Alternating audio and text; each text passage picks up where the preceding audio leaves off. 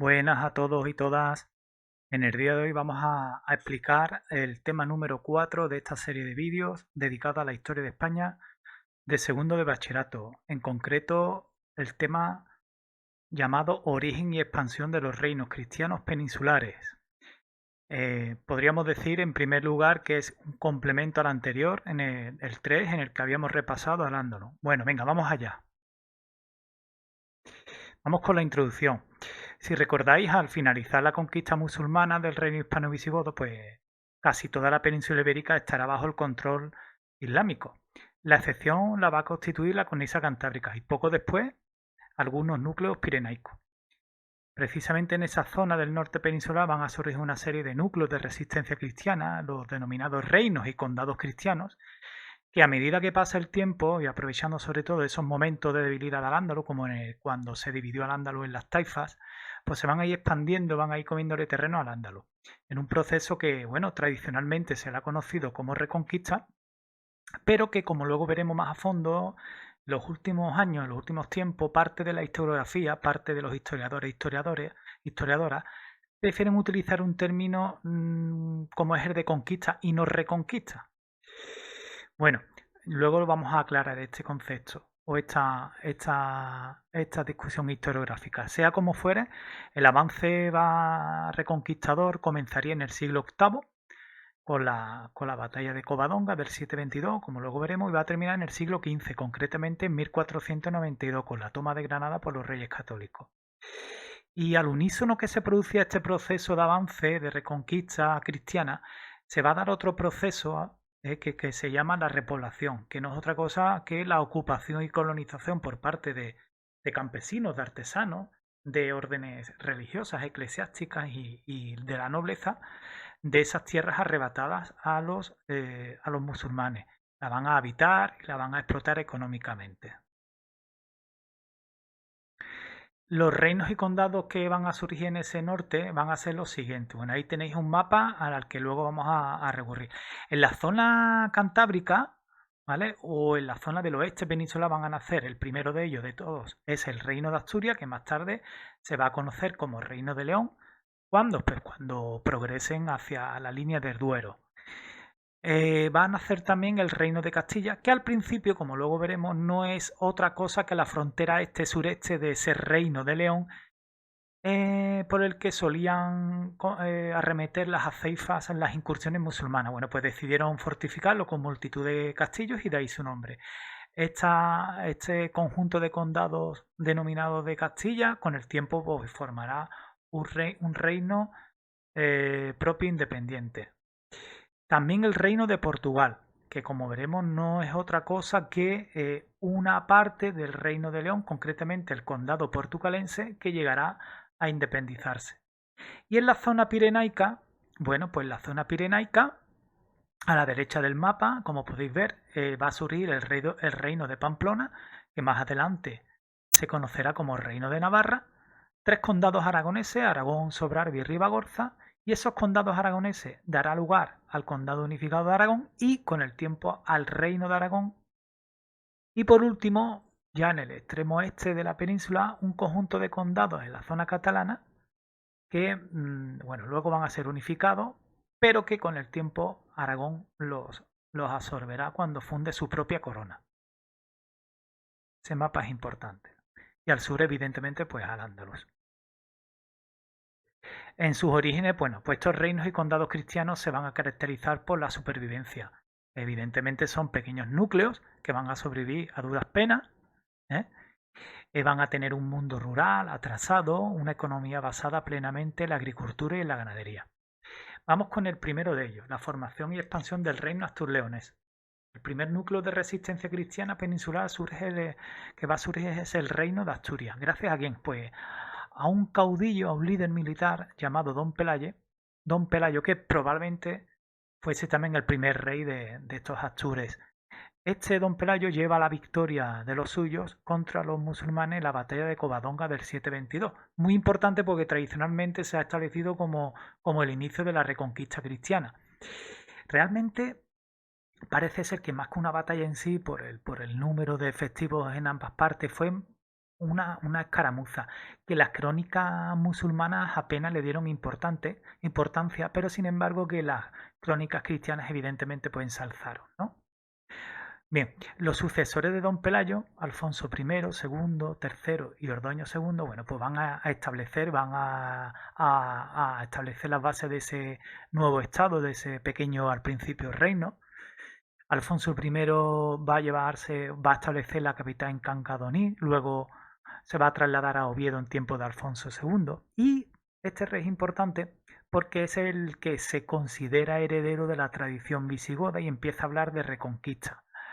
De hecho, adopta el código del Liber Iudiciorum que establecieron a los visigodos. Bueno, este es el que acuña ese término y se cree heredero de la tradición visigoda, estado visigodo, bueno, que realmente había sido liquidado. Alfonso III aprovechará la crisis del Emirato durante la revuelta de Ben Hafsun y va a llevar la frontera del reino de Asturias al Duero. Y Ordoño II pues se lleva la capital a León. Con lo cual ya se empieza a conocer a este reino no como reino de Asturias, sino como reino de León. ¿Vale?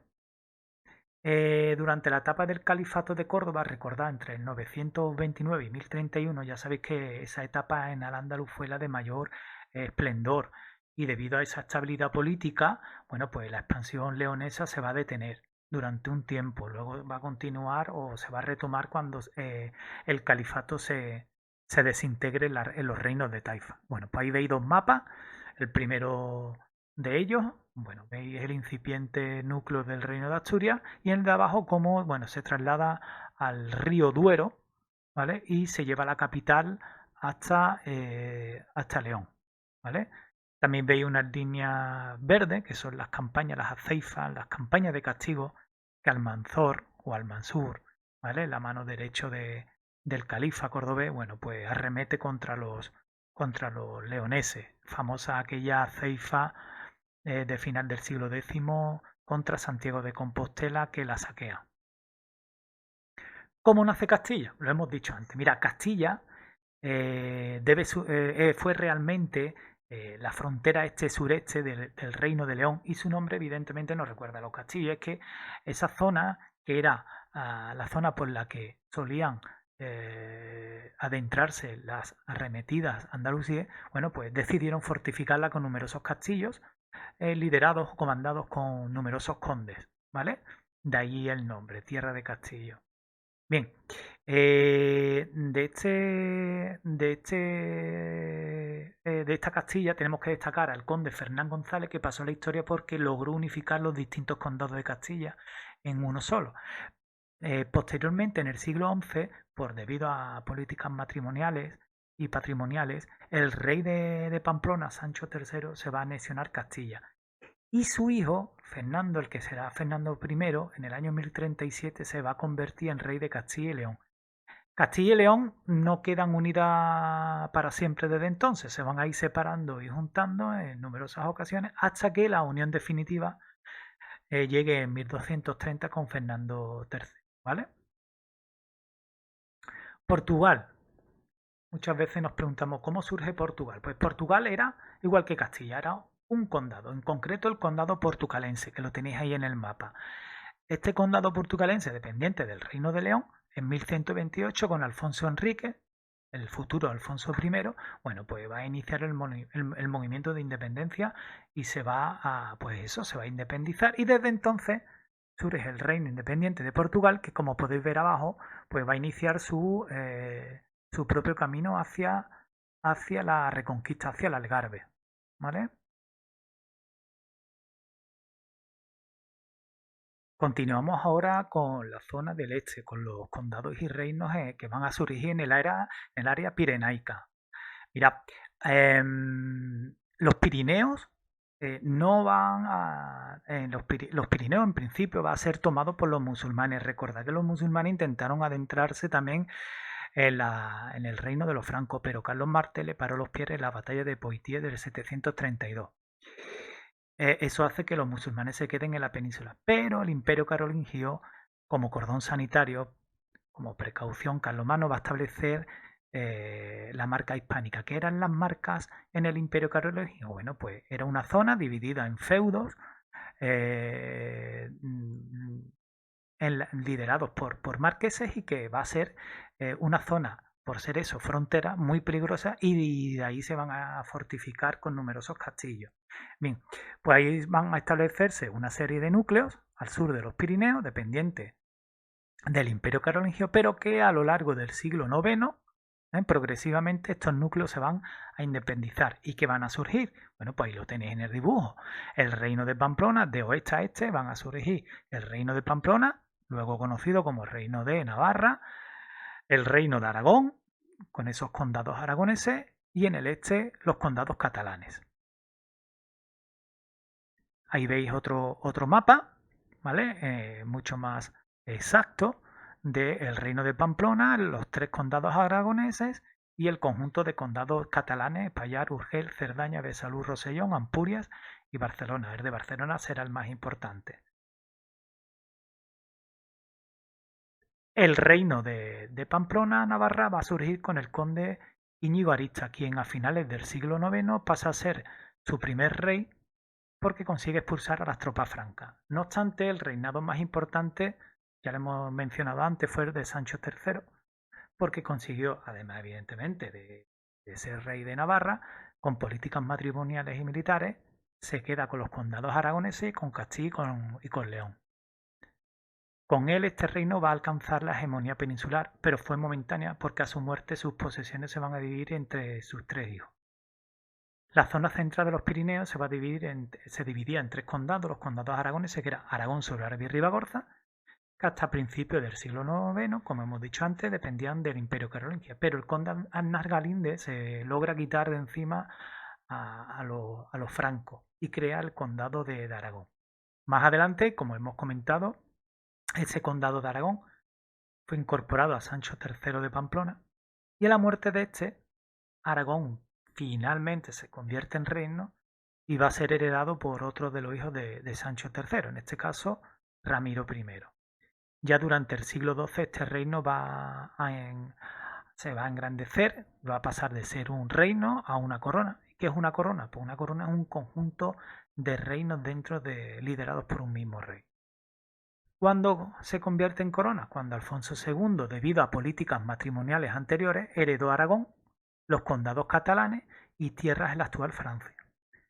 Al igual que ocurriría con la corona de Castilla, la de Aragón fue la otra gran protagonista de la península y verá cómo en siglos venideros se expande hacia el sur, reconquistando tierra a los musulmanes, y como luego más adelante veremos, se va a expandir Aragón por el Mediterráneo. En los territorios catalanes, la dominación musulmana fue rápidamente sustituida por la carolingia, quienes, bueno, pues ya sabéis, constituyeron allí la ya mencionada marca hispánica, con una serie de condados que dependían de ellos. A finales del siglo IX, igual que los condados aragoneses y Pamplona, pues en este caso el conde de Barcelona llamado Wifredo el Velloso, pues unifica todos los condados, pero habría que esperar hasta el gobierno de su hijo, Borrell II, cuando consiga deshacerse del dominio franco al dejar de prestar juramento a estos en esa etapa feudal. Y como hemos dicho antes, más adelante, los condados catalanes serán absorbidos por la corona de Aragón. Vamos a hablar ahora de la reconquista y la repoblación cristiana. Como hemos dicho al principio del vídeo, a medida que transcurrieron los siglos, pues los reinos y condados cristianos del norte peninsular se fueron expandiendo hacia el sur a costa de Al-Ándalus, en un proceso que se ha conocido tradicionalmente como reconquista. Como también decíamos antes, en los últimos tiempos, bueno, pues parte de la historiografía, parte de los historiadores y las historiadoras prefieren calificar ese proceso simplemente como conquista. ¿Por qué? Pues porque abogan estos historiadores a que el reino visigodo, que fue el que sufrió la invasión, fue liquidado, había desaparecido. Que lo que viene luego después, como es el núcleo del reino de Asturias, es otra cosa distinta. Pero ¿por qué surge ese concepto de reconquista? Entre otras cosas, además de ser utilizado por parte de la historiografía romántica y ciertas fuerzas políticas tradicionalistas, habría que remontarse al rey Alfonso II, quien se considera heredero del reino visigodo y empezase a hablar de reconquista. Fue el que empieza a acuñar ese concepto. Bueno, era una forma de justificar su su reinado y su legalidad, ¿no? Darle un cierto caché, ¿no? Sea como fuere, ese expansionismo cristiano hacia el sur a costa de los musulmanes, bueno, como ya sabéis, comenzó en el 722 con la batalla de Covadonga y acabó en 1492 con la toma de Granada por parte de los reyes católicos de Isabel y Fernando.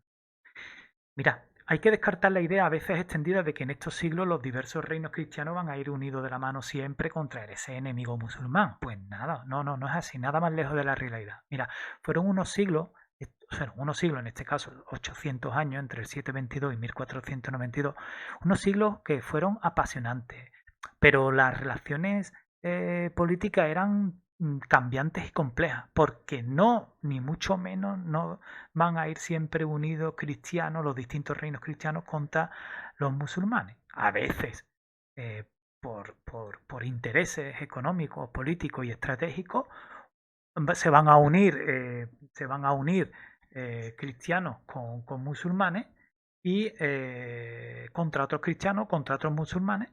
Y bueno, al final es como un tablero de ajedrez que cada uno juega sus cartas. También hay que señalar que la reconquista no fue un proceso continuo, un proceso uniforme, sin interrupciones. No es así. ¿Vale? Hubo momentos de gran dinamismo, momentos de gran avance, como cuando Al-Ándalus se va a dividir en numerosos reinos taifas, que en ese momento de debilidad, bueno, pues aprovechado por los cristianos para avanzar. De ahí un hito histórico importantísimo que debéis aprender o sí es la toma de Toledo por parte del rey castellano leonés Alfonso VI en el año 1085. Pero además de esos momentos se van a alternar esos momentos de dinamismo y avance con otros momentos de parálisis, de estancamiento, incluso de involución, de marcha atrás. ¿Como cuándo? Pues como cuando Al-Ándalus fue absorbida por los dos imperios norteafricanos, almorávides y almohades. De hecho, uno y otro van a infligir derrotas a los cristianos en la archiconocida batalla de Sagrada en el año 1086, un añito más tarde de la toma de Toledo, y más tarde la victoria musulmana, la victoria almohade en la batalla de Alarcos en 1195, en la provincia de Ciudad Real. No obstante, a pesar de que la reconquista, bueno, pues tuviese momentos de parálisis, estos momentos de interrupción fueron solo momentáneas. El crecimiento económico y demográfico de los reinos cristianos, a lo que se unía el espíritu de cruzada, siempre con el omnipresente patrón, en este caso de España, de Santiago, ese espíritu de cruzada que acompañaba a los cristianos, hicieron el resto. Ah, sí, por supuesto. Evidentemente los momentos de debilidad al Ándalus.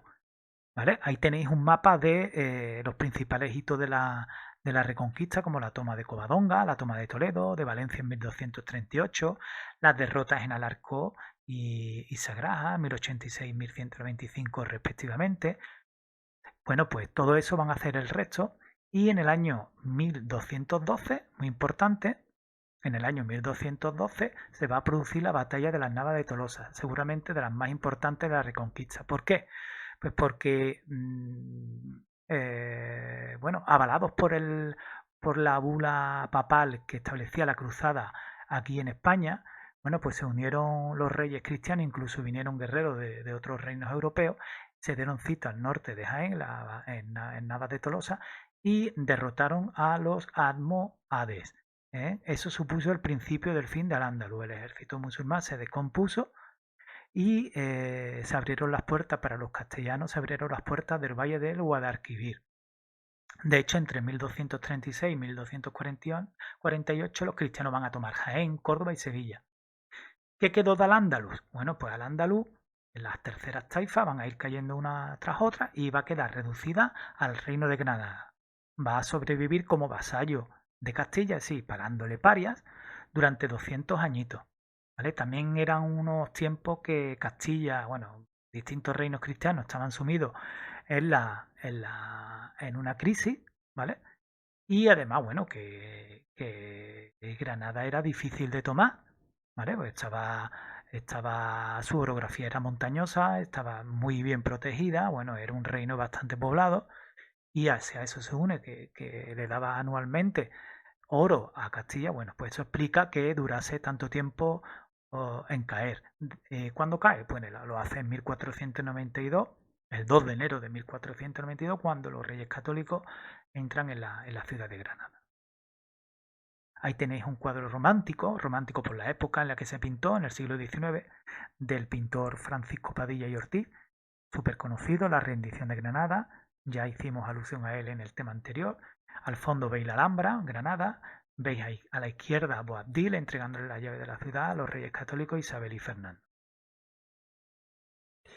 Al proceso reconquistador le va a seguir de inmediato, como ya sabéis, el repoblador.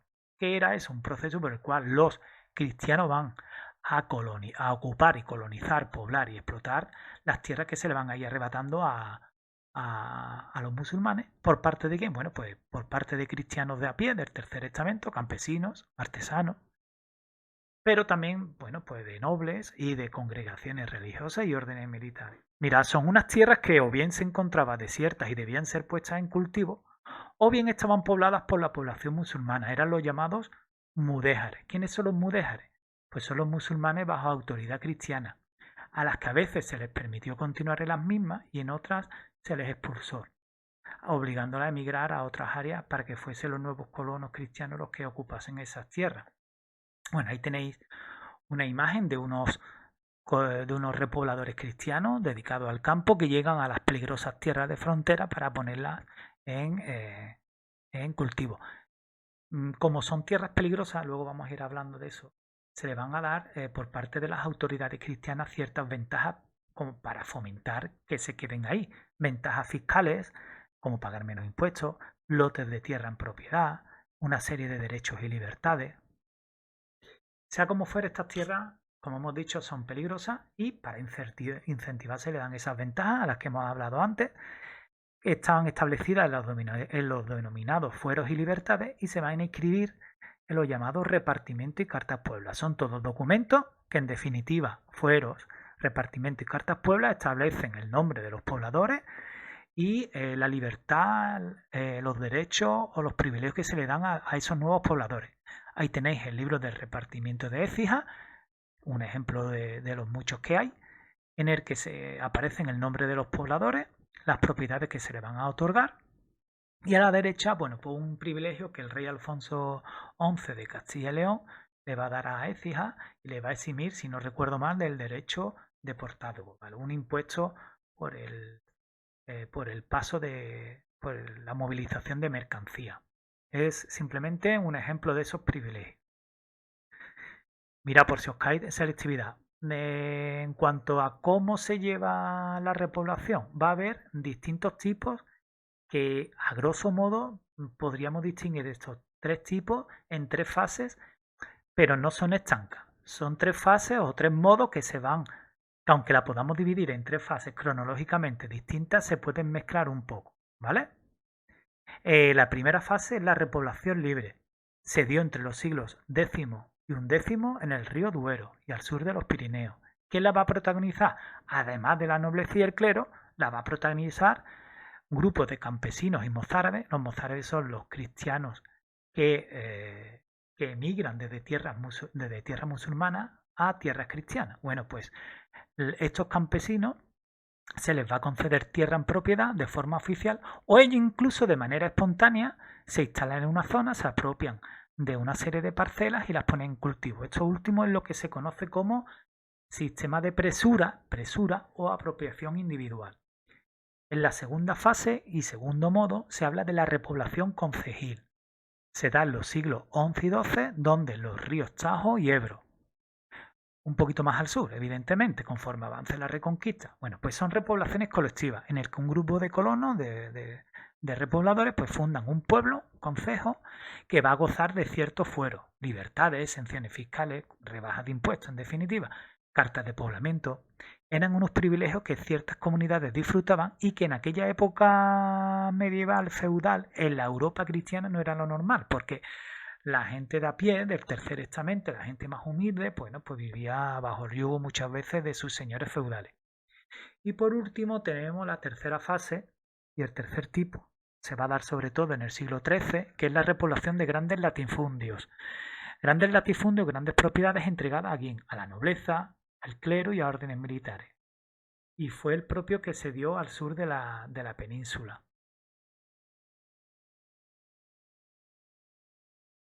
Bueno, una vez repasados los tipos de repoblación, vamos a hablar del feudalismo en la península ibérica, de si se dio o no se dio, pero evidentemente hay que hablar, o primero hay que dejar claro qué es eso del feudalismo. Mirad, no sé si lo recordáis de cuando lo estudiasteis en la ESO. ¿El feudalismo qué es? Pues el feudalismo, que siempre se habla de Edad Media con la etapa feudal, bueno, y a grosso modo, si es así, el feudalismo es una época y como toda época tiene un sistema político, un sistema social, una economía y una cultura. Bien, el feudalismo es una etapa por la que atravesó buena parte de de la Europa de la Edad Media y que se va a caracterizar, si recordáis, bueno, por una sociedad distinta a la nuestra. No se divide en tres clases según el dinero que se tenga, se divide en tres estamentos. El estamento está uno desde que nace. Esa es la sociedad llamada estamental. Se divide en tres estamentos. Dos de esos estamentos son privilegiados, como la nobleza y el clero, que no tienen que trabajar con las manos y no tienen que pagar impuestos. Eso no quiere decir que no tengan nada que hacer. La nobleza se dedica a la guerra, a proteger al pueblo, y el clero pues a curar las armas, de ahí viene la palabra cura, a curar las armas y a rezar por los demás. El tercer estamento, que es más del 90% de la población, es el estado llano o plebeyo. Y está formado por los campesinos, los artesanos, los trabajadores, que no tienen ningún tipo de privilegio, como los que sí tenían los anteriores, sobre todo el hecho de no pagar impuestos, y los plebeyos sí tienen que pagar impuestos. Bueno, ahí tenéis una pirámide de la sociedad estamental muy repetida. Otra característica de la etapa del feudalismo, muy importante, es que los reinos europeos se van a atomizar, se van a dividir en muchos pedacitos. Esos pedacitos son los llamados feudos, una circunscripción territorial que el rey ha cedido a sus caballeros, a sus nobles, condes, duques, marqueses, ¿vale? Que gobiernan como si fuese suyo, aunque en teoría es del rey, incluso tienen derechos jurisdiccionales sobre la población, ¿vale? Siempre se pone como ejemplo para que se ve súper claro la Francia del siglo XI. Como podéis ver ahí, es una Francia, un reino súper dividido súper fragmentado, súper atomizado en distintos condados, ducados, marquesados, ¿vale? Pertenecientes a los nobles.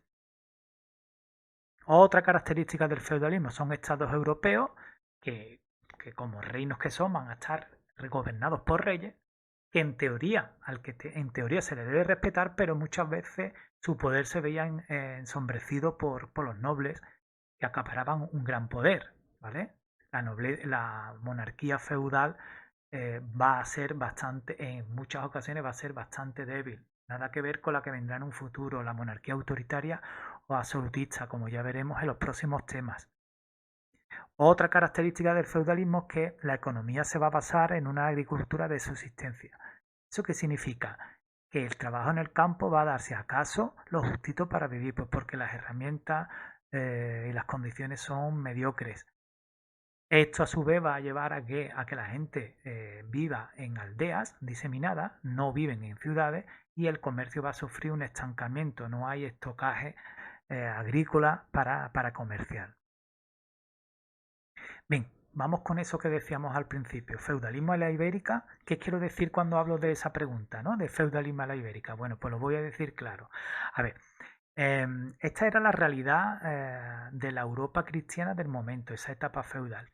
¿Qué ocurrió en la península ibérica? Bueno, pues que a medida que los reinos cristianos del norte de la península se van expandiendo y se están asentando, esas fórmulas feudales intenten enraizar aquí y lo va a hacer. Lo que pasa es que el feudalismo, si se acepta como tal, que se instala aquí en el norte de la península, eh, si se acepta que se instale en él, va a ser especial. ¿Por qué? Pues por las circunstancias históricas. Porque debido a la reconquista, cuando haya que repoblar esas nuevas tierras, si tú quieres fomentar que la gente se vaya a vivir allí, tú le tienes que dar incentivos como esas libertades, esos derechos, esas rebajas de impuestos, esos lotes de tierra en propiedad, no del noble, sino del mismo campesino.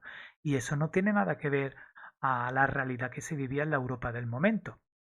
Sí que es verdad que con el tiempo, especialmente lo que es actualmente Andalucía, debido a una serie de circunstancias, como por ejemplo el tipo de repoblación, cuyo gran protagonista fue las órdenes militares y la nobleza, unido al fracaso repoblador del XIV, esto no lo hemos tratado a fondo, pero en el siglo XIV se produce un cierto vaciamiento de repobladores que muchos de ellos vuelven al norte. ¿Esto qué provocó? Pues provocó una tierra menos poblada en la que además existían una serie de casas de la nobleza que bueno, van a acampar a sus anchas y se van a apropiar del territorio y aquí sí que van a reproducir ese feudalismo más a la europea, como aquí tengo señalado, un feudalismo más a la europea. Bueno, pues eso es lo que nos lleva a que haya un debate de si hay historiadores que dicen que sí, que se instaló el feudalismo sin más, otros dicen que no hubo feudalismo aquí en los reinos cristianos porque no respondía fielmente a las fórmulas feudales que antes hemos dicho, y otros que dicen que sí, que se instaló el feudalismo, pero con un feudalismo especial, un feudalismo quizás a la española o a la ibérica. Vamos a abordar ahora brevemente, el tema de las tres culturas. Mira, el bloque que estamos trabajando con el tema 3 y 4 se llama la Edad Media, tres culturas y un mapa político en constante cambio. ¿Qué es eso de las tres culturas? Pues, como ya sabéis, en Al-Ándalus y en los distintos reinos cristianos van a convivir tres comunidades, tres confesiones religiosas, musulmanes, cristianos y judíos. Uno y otro fueron conocidos de distintas formas según donde viviesen y bajo qué autoridad dependiesen. Así, por ejemplo, los cristianos que vivieron bajo el poder musulmán van a recibir el nombre de mozárabes. Estos además, aunque fuesen cristianos, pues ¿qué ocurre? Que al estar rodeado de musulmanes les llevó a una vida con ciertas influencias culturales musulmanes y que diferían de los cristianos de los del norte. Por otro lado, los musulmanes que quedaron bajo autoridad cristiana a medida que la reconquista avanzaba y que no optaron por emigrar a tierras musulmanes, pues estos musulmanes que se quedaron ahí recibieron el nombre de mudéjares. Muchos de esos mudéjares pudieron conservar sus propiedades y oficios y son albañiles y artesanos empleados por los cristianos, pues por ejemplo, para edificar castillos, iglesias y palacios con un estilo peculiar, un estilo que si bien era construcciones para cristianos, al ser hechos para ellos, le dan ese toque musulmán. Dan lugar a un estilo artístico genuinamente español, se llama el arte mudéjar, en el que vemos fórmulas típicas musulmanas como los arcos de herradura, las almenas en las cornisas, las cúpulas, los artesonados de madera. Bien, y vamos al meollo. Mira, mucho se ha discutido sobre cómo fue la convivencia entre estas tres culturas, si fueron buenas o fueron malas. Y lo cierto es que no vamos a mentir, hubo momentos en los que se alternaron etapas de paz y bueno, de tolerancia y de convivencia, y se vivieron otras etapas de persecuciones, no solo en Al-Ándalus, por ejemplo, contra cristianos, sino también persecuciones en reinos cristianos, de cristianos contra musulmanes. Pero de lo que no hay duda es de que la mezcla de las culturas, de estas tres culturas, bueno, pues trajo para nosotros hoy día un gran enriquecimiento cultural. Lo que nos ha legado la mezcla de las tres, pues si no tenemos en cuenta esa mezcolanza, bueno, no podríamos reconocernos hoy día con nuestra cultura andaluza y española. Prueba de ello son las palabras que vienen del árabe, del hebreo, sí, de los judíos, la comida, las fiestas, las tradiciones y el arte de las que se hablaron en el tema anterior y que siguen impregnando nuestra cultura.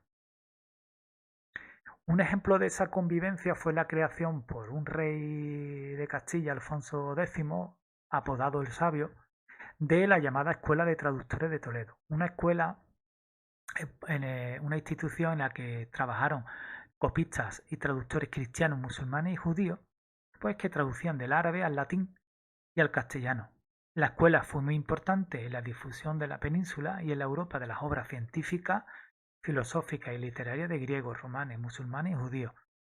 Cosa parecida que hacían los musulmanes, que si recordáis la cultura musulmana y en especial andalusí, bueno, pues había impregnado de esa herencia clásica y traducían al árabe, bueno, pues esas obras clásicas. Bueno, vamos con el siguiente apartado, va a ser de los últimos, titulado Las coronas de Castilla y Aragón. Mira, a medida que transcurrían los siglos, hemos hablado de los numerosos reinos y condados que van a surgir. Bueno, pues entre todos ellos van a destacar por encima de todo Castilla y Aragón. ¿Por qué? Pues porque se van a convertir en los reinos más ricos y poderosos, en los que más territorios van a conseguir apropiarse, eh, hasta el punto de que se conviertan en coronas. Van a dejar de ser reinos para convertirse en coronas. ¿Y qué es eso de una corona? Bueno, una corona es algo más que un reino, es evidentemente un territorio integrado por distintos reinos. La corona de Castilla va a ser fundada por Fernando III en 1230 y unía los reinos de Castilla y León al reino de Galicia, de Toledo, Murcia, Jaén, Córdoba y Sevilla, al Principado de Asturias, al señorío de Vizcaya.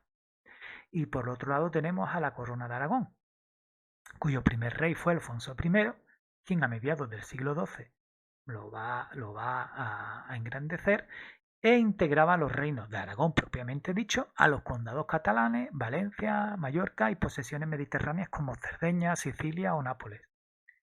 Aunque cada uno tenía sus peculiaridades en cuanto al modo de gobierno y en cuanto al sector económico, que es más importante, como ahora veremos, acabarán vinculadas, y eso lo vamos a ver en el tema siguiente, acabarán vinculadas, que todavía, eso sí, no fusionadas, sino vinculadas bajo una misma dinastía, en la llamada monarquía hispánica de los reyes católicos, cuando estos dos, Isabel de Castilla y Fernando de Aragón, Isabel I de Castilla y Fernando II de Aragón, se casen. ¿Vale? Pero eso lo vamos a ver en el tema siguiente. Dicho casamiento, como hemos dicho, no va a comportar la unión totalmente de ambas coronas, sino la unión dinástica. ¿Por qué? Porque cada uno mantuvo durante bastante tiempo sus particularidades, sobre todo instituciones y modos de gobierno. Pero sí que es cierto que fueron los cimientos de lo que luego vamos a ver, sobre todo en el siglo XVIII, cuando se pondrá son las bases de lo que luego en el siglo XVIII vamos a conocer como España, nuestro país. Y es que de aquella atomización de pequeños reinos y condados cristianos que estudiamos al principio, desde el siglo XIII, 5 eran los que persistían. Lo podéis ver ahí en el mapa. Portugal, independiente evidentemente, Castilla, León, Aragón, Navarra y el Reino de Granada. Y este último incorporado a Castilla en 1492. Y ahí tenéis el escudo actual del Reino de España, que en sus motivos heráldicos, bueno, pues hacen referencia a todos los reinos, Castilla, Aragón, León, Navarra y el fruto de la Granada, haciendo referencia al reino de Granada. Eso, bueno, como una anécdota. Vamos ahora a hablar un poquito de la corona de Castilla y la vamos a comparar con la corona de Aragón.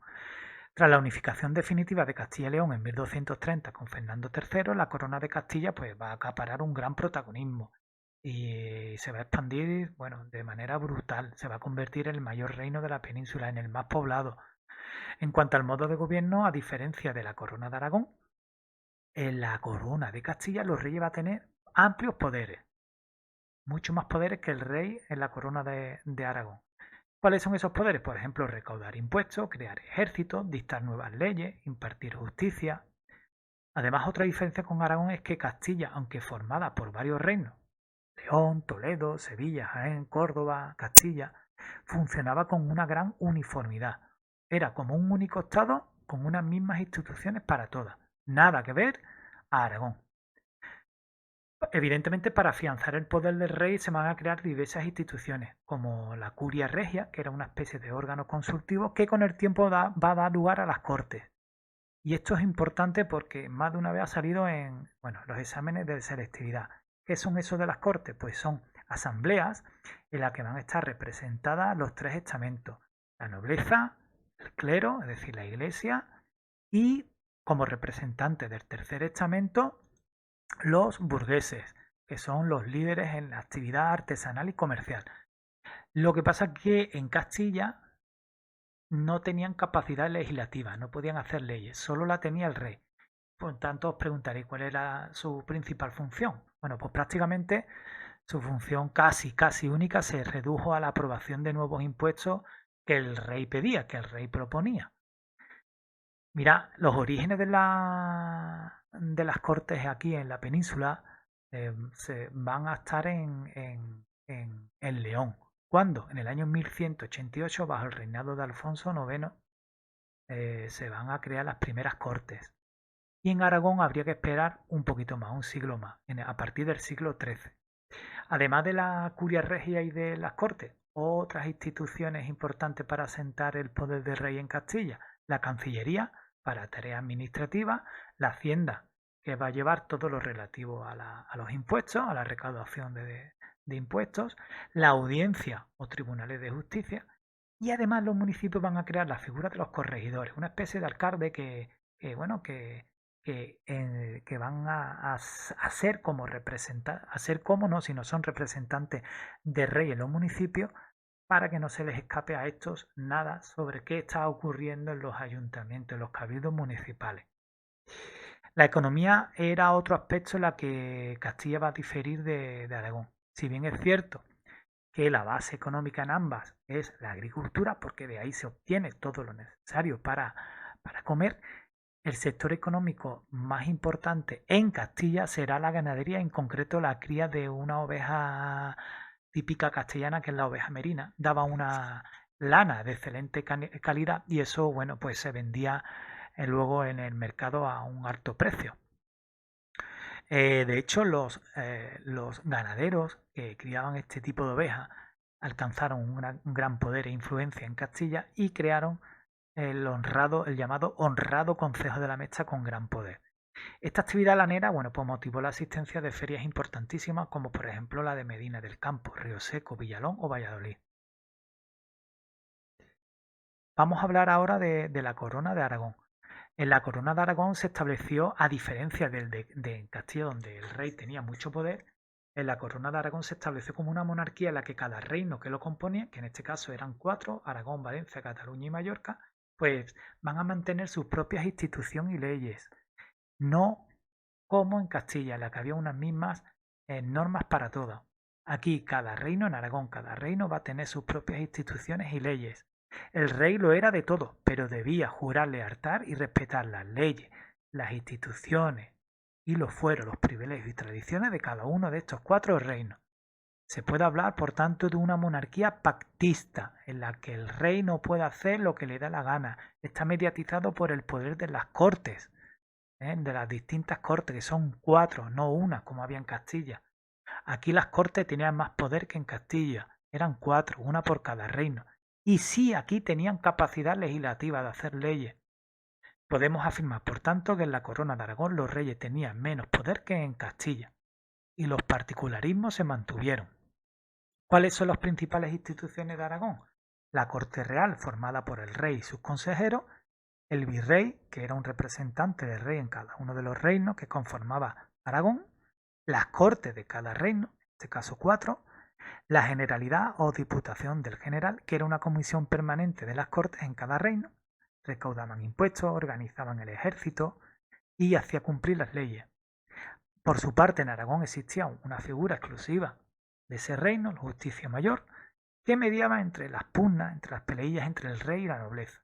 Y en Mallorca existía exclusivamente el Gran y General Consell de Mallorca, que reunía a los representantes de toda la isla. En cuanto a la economía, si bien es cierto que también en Aragón el sector base era la agricultura, a diferencia de Castilla, en la que la ganadería de la oveja merina daba mucho dinerito, aquí se volcaron como actividad importantísima el comercio exterior, sobre todo de paños, entre otras cosas, de textiles. Eso explica o eso justificaría la expansión de Aragón por el Mediterráneo. Aragón va a formar bueno, podríamos decir un imperio, que va a llevarlo, bueno, pues distintos asentamientos de distintas tierras del Mediterráneo, como Nápoles, Sicilia, Atenas, Neopatria y Cerdeña.